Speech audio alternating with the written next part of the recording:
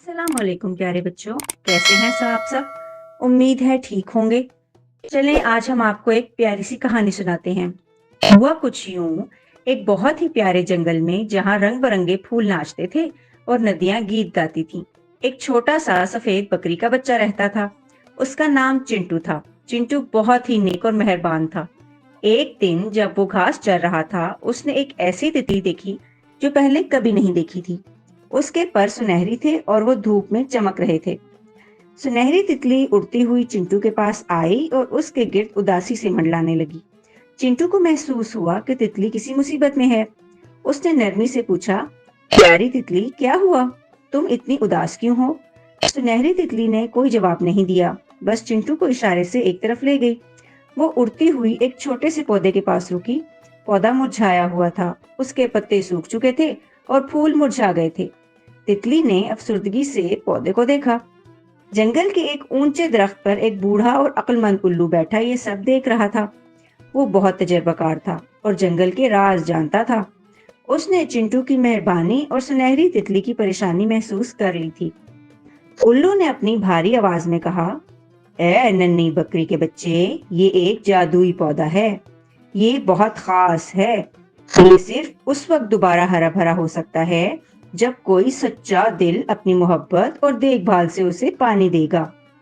चिंटू ने उल्लू की बात गौर से सुनी। उसका दिल सुनहरी तितली के लिए बहुत उदास था। उसने फैसला किया कि वो इस जादुई पौधे की देखभाल करेगा।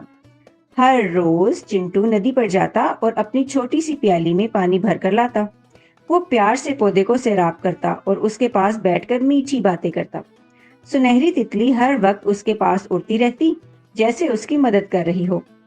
कुछ दिन गुजर गए। चिंटू की मोहब्बत और देखभाल से पौधे में एक छोटी सी कोम्पल फूट आई।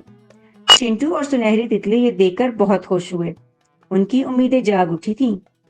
देखते ही देखते वो छोटी सी कोम्पल एक मजबूत पौधे में बदल गई।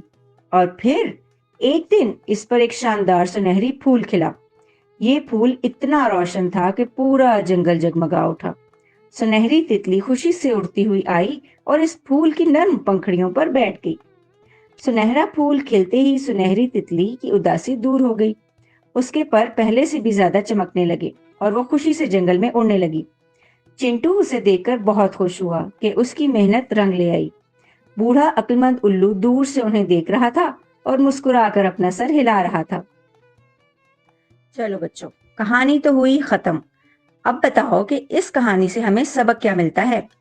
इस कहानी से हमें ये सबक मिलता है कि मोहब्बत और देखभाल में बहुत ताकत होती है। अगर हम खलूसे दिल से किसी की मदद करें तो मुश्किलें भी आसान हो जाती हैं और खुशियां लौट आती हैं।